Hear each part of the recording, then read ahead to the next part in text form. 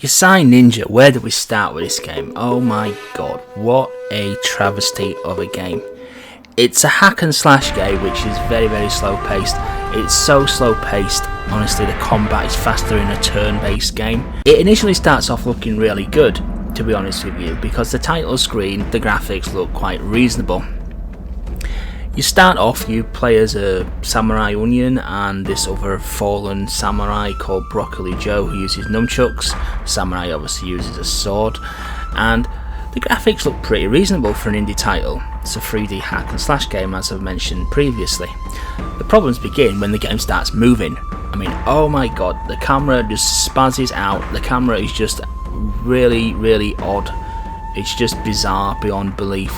The camera is kind of like fixed, but you can rotate it slightly, but the camera is kind of like a physical object, so it actually bumps into walls and prevents your vision from actually seeing your character really well. Also, when you change character as well, that can send the camera going completely balmy. It kind of like shoots up into the sky and flicks around left, right really fast, and you just honestly haven't got a clue what's going on. So you start off with these initial problems and you jump over the first set of boxes and you encounter your first enemy, and then that's when the combat strikes you. It is so slow and pedestrian, it is unreal. There's just no feedback from the combat. You press the button and the delay on him doing the action is just so extreme, it's just unreal. You start off with a simple combo, XX, and that combo itself is impossible to do. I mean, how can an XX combo, a 2-button combo, be difficult to do?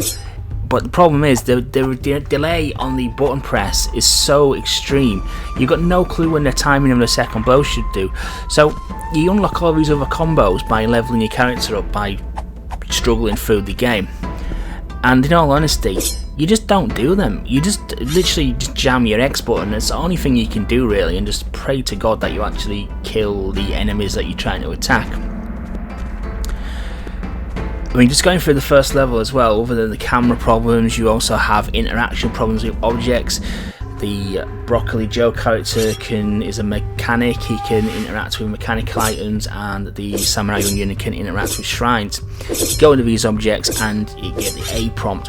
You press the A button, which is also the jump button, and guess what? It jumps, it doesn't interact with the item that you're trying to interact with. And you've usually got to jam the A button several times before he actually chooses to interact with the object. Other issues that we've got as well are the camera on jumping sections. There's a lot of jumping sections in this game where you have to jump over onto little platforms, over water, lava, or over various death traps, and the problems rear their head with the camera again. Because the camera follows your character, it kind of shoots up in the air when you jump and you don't actually see your feet of your character. So all these platforming sections, you're taking a leap of faith into the unknown, and unfortunately you miss one of these jumps and it's instant death. And when it's instant death, you usually get sent back a big portion of gameplay.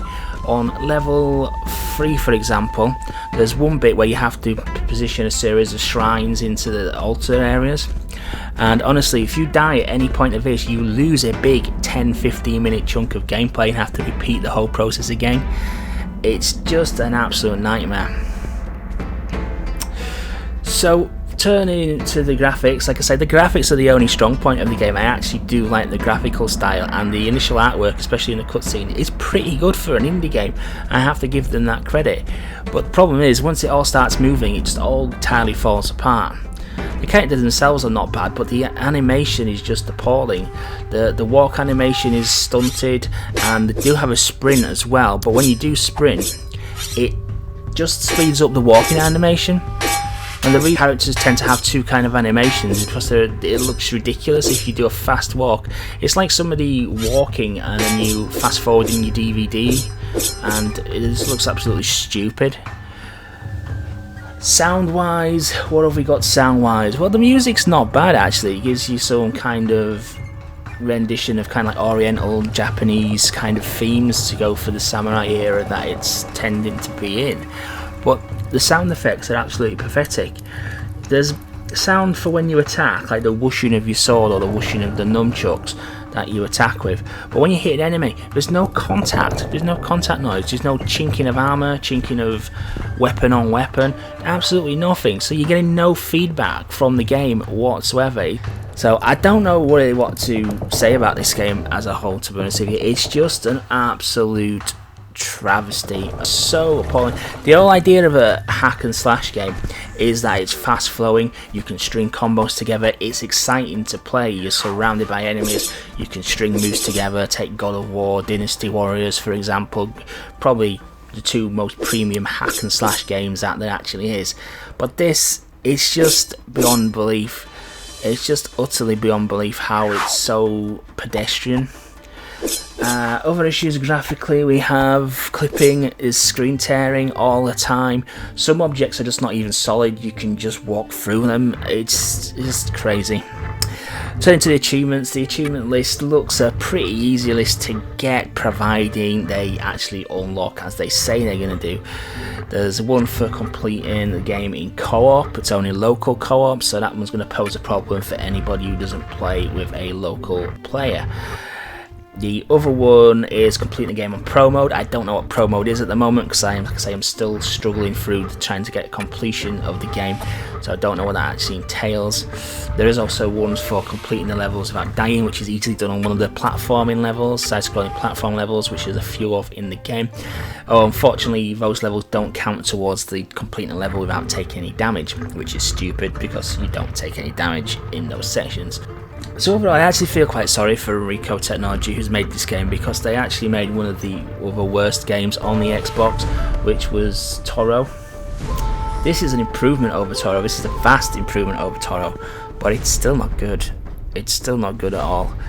And the fact is, they charge a premium price for this as well. Of the indie titles that are out there, this is on the premium bracket. This is $15.99 in the UK and $19.99 in the US.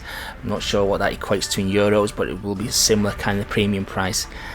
And it's just crazy that for a poor product they are charging this premium rate for it. If there was charging one of the lower rates, as I've seen games priced on the Xbox for as little as $4.99, then you'd probably you might take a punt on it. You say, oh, you might have a go at it, but $15.99 to get what you get. I mean, man alive, it's just bad. It's real bad. So anyway, I'm going to give this game overall a 2 out of 10. I can't recommend you get this game. I can't even recommend you get this game if it's on sale, to be honest with you. I would just say steer clear of the entire thing. There's rumour that they are working on a patch, but to be honest with you, they'd need to actually patch the entire game and it to become a completely different game altogether to make any improvements to this. It's just that bad. So yeah, absolutely unbelievable. So thank you for watching, guys. I hope you enjoyed that review. Please remember to like, comment and subscribe. If you do follow me on my social media pages, that is much appreciated, as that does help me generate more content for you and get these games to you as quickly as possible. So thanks for watching, and thanks for your continued support.